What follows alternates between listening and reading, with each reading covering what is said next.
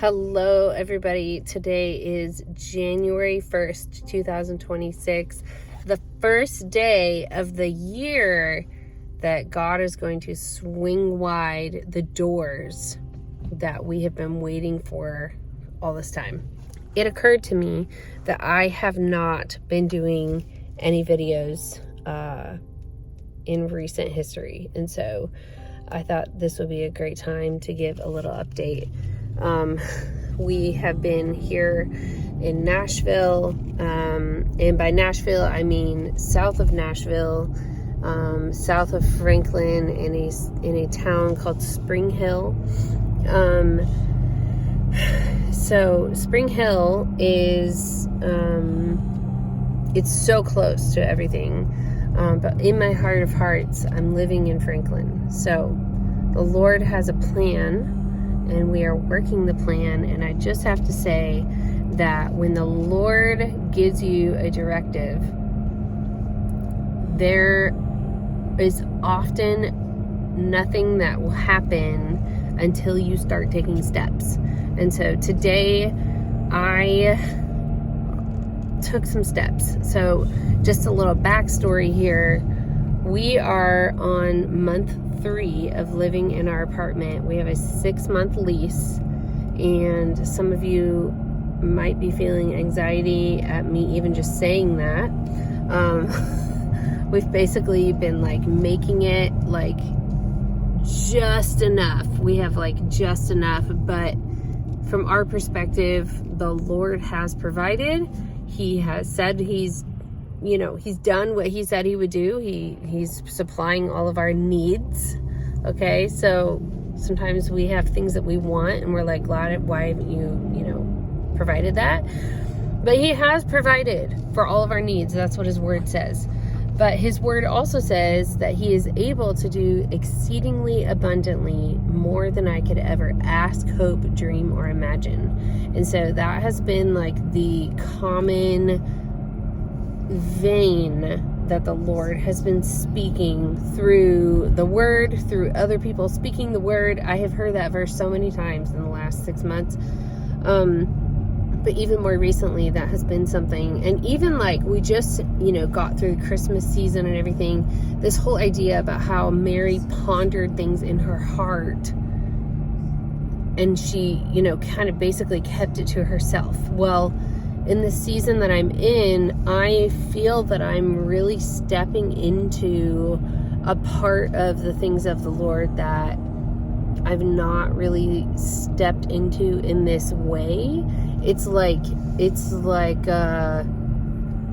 there's a certain level of specificity and clarity that the Lord has given me in the spirit. And so it's been wild because my tendency is to kind of hold on to things and then expect that everybody else in my life hears and sees those things just the same way that I do. And so then sometimes when I say it, I'm surprised that the people in my life are not seeing it that way. And then I'm what? Well, recently I was listening to some old words of knowledge that were on my phone. People gave me prophetic words, and I'm there was this thing that the Lord spoke, and it was that I had anointed thinking was how they said it. It's I have these strategic thinkings that I'm thinking with the Lord. It's he's downloading strategies, and I don't even realize it because that's just how I think. I'm not thinking, oh wow, that was a strategy from the Lord. I'm not, it's not so obvious. But then all of a sudden it's oh, that was in there the whole time. And I almost feel somebody who knows better than I do, please enlighten me here. But I feel there's something along this line where, in Psalm 139, it says that he numbers our days and in his books, or in the books of our life, basically. And I'm well, if you number my days in your book, that means that there are pages from the book that like you have for me. It's not predestined or anything like that. It's just like, if I'm on this track of following you and you have good things for me, I can pull from those pages. So in the prophetic, a lot of times the Lord will speak to you, but it's almost like outside of the current timeline of your life. Like, I've noticed that he'll like speak things or show me things, and it's very subtle. Like, so if you're not paying attention, you know, you're not going to necessarily always notice it, but there are like things along the way that you're like, man, I always just kind of imagined that that's how that would be, or I saw this, or I heard this, or I was thinking this, and then it's like pulling it into existence kind of idea. I'm not talking about naming it and claiming it. I'm talking about like the vision that he's giving you for your life, like pulling it into the present at the right time and the right moment. So the thing that I have been pondering, and time will tell, is about this whole house thing, because we have been thinking like, wow, we're gonna have this, you know, giant house, the Healing Well, you know, retreat center. And I do believe like that is still in the works, in the timeline of the things of the Lord.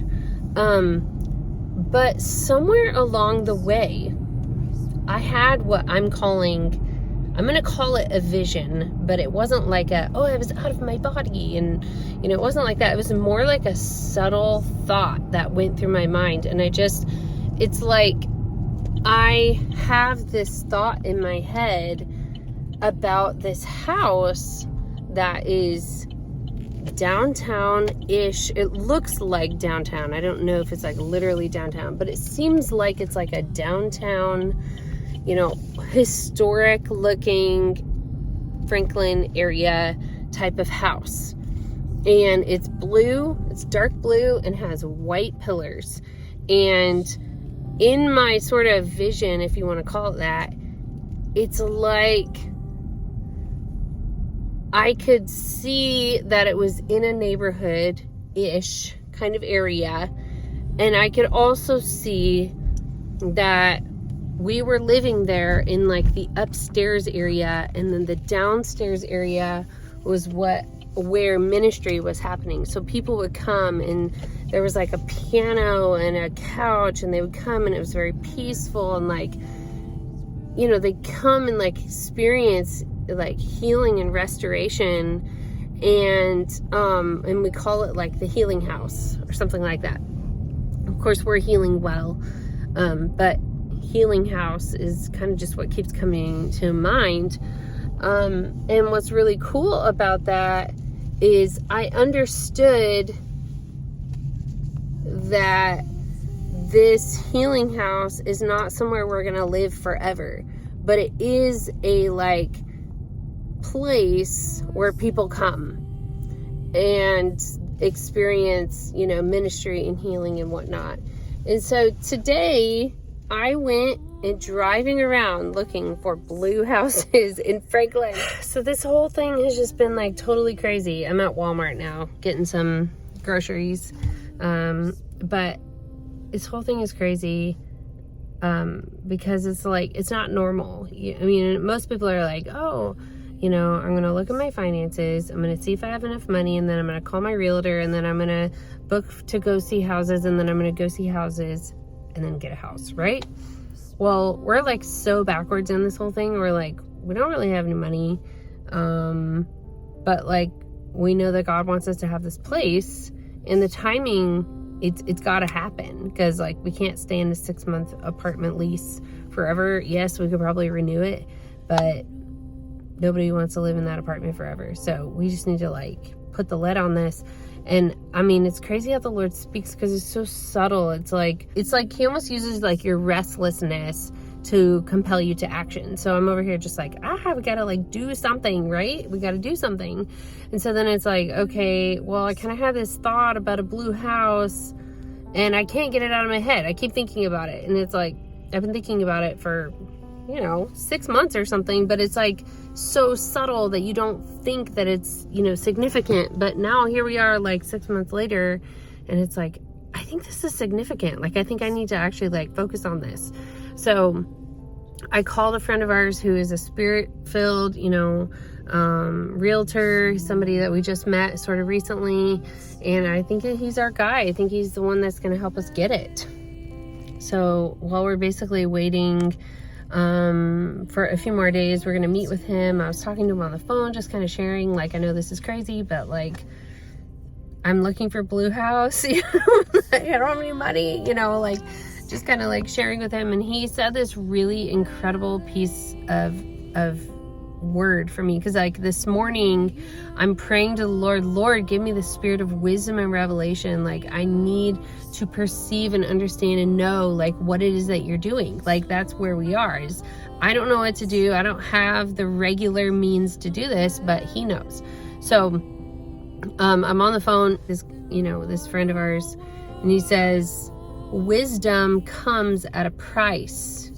And so, and I had shared something with him that kind of caused him to say that, but this whole idea of like wisdom comes at a price. And so when you want wisdom, you have to pay the price. So when he says this whole thing about like wisdom comes at a price, I was like, yes, like my spirit just like came alive when he said that. I just told him like, that is absolutely what I needed to hear. And also I can tell that I did the right thing by calling you, because I felt the Holy Spirit on that. And it's like those little tiny nudges, like you just got to be so incredibly sensitive to the Lord. But I just have to say, in this process, that it's like when you're married to somebody who is more prophetic, and then, or if you're the person who is prophetic, you're married to somebody who's not quite as prophetic, and you know what I mean by that. It's not like a comparison thing or whatever, but just, it's like, if you don't stay in your lane, I'm learning, like, I will burn out. Like, if I do the kind of working that Josh is doing right now, I burn out so fast. Like, I get so tired. I'm like so done after not very much time at all. But when I stay in my lane and do the things that I know that I'm supposed to do, and do the things that are like moving the needle in the way that I am compelled to do, then things happen. And so I don't know why the Lord doesn't tell my husband these things that he's speaking to me, but my husband trusts me, and he trusts that I'm hearing the Lord. And it's not me, like it's not like, oh, I have all these answers, because I certainly don't. But in Proverbs 31 it says that a godly woman has the trust of her husband. And so in this moment, some would say, oh, well, the man is supposed to have the answers. He's supposed to lead the family. Well, in this instance, I just have to say, like, and maybe I'm going to ruffle some feathers here, but like the Lord, he is speaking to my husband in different ways, but he's speaking to my husband about going and providing, whereas he's speaking to me about going and like finding these crazy, like, God miracles, and like, he's working in all of it. And so I just want to say, like, for those of you out there who just kind of feel like, well, this isn't, happening like I thought it should, or, or if you are in a situation where like you're the man, but like maybe God's not speaking to you in that way, like, really, really just want to encourage you guys that God is gracing you for something, and God is gracing you for the season that you're in, and your spouse might be graced very differently than you are. And of course you're like together in it, but your spouse and you can be graced for different lanes within the same like road, if that makes sense. You're going the same direction, but like I'm on the right and he's on the left kind of thing, or whatever. And so just to encourage you guys, because I think like some people can really feel discouraged, like I'm not getting, you know, the answer like I thought. And it's like, well, maybe like you're trying to be in the wrong lane. And maybe there's something for those of you who are like more prophetically bent and like, you know, futuristic, or like hearing the Lord's voice in a different way. Like you really need to rely on the voice of the Lord and trust your instincts, because the Lord will speak to you and it will look differently and it will look like foolishness. You guys, what I'm doing right now is like incredibly foolishness on paper, but I'm not telling everybody. Well, I'm telling y'all, but you're not going to find out till after the fact. It's like, I just have such confidence and peace doing this wild and crazy, outrageous faith thing. I don't even know how to describe it. I just know that it is the Lord. Rely on the Lord, like trust in the Lord with all your heart. Don't lean on your own understanding. In all your ways, meaning you got to take some steps, acknowledge him, and then he will make your path straight. So I'm over here like, which house do I go to? And he's like, hey, drive around, make yourself a list, and drive to all the houses. Somewhere along that route, there's going to be a house. Somewhere around this path of taking steps, he will show you the way. Boom. Whoa! Broke your ankles.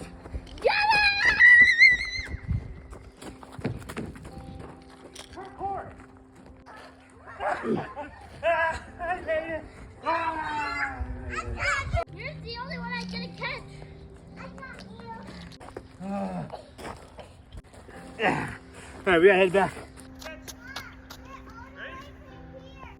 Go.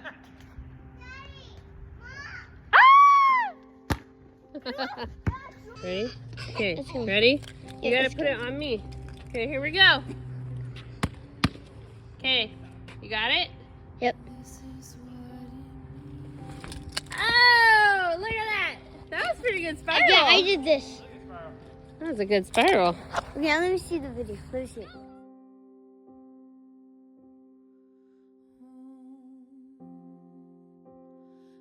This is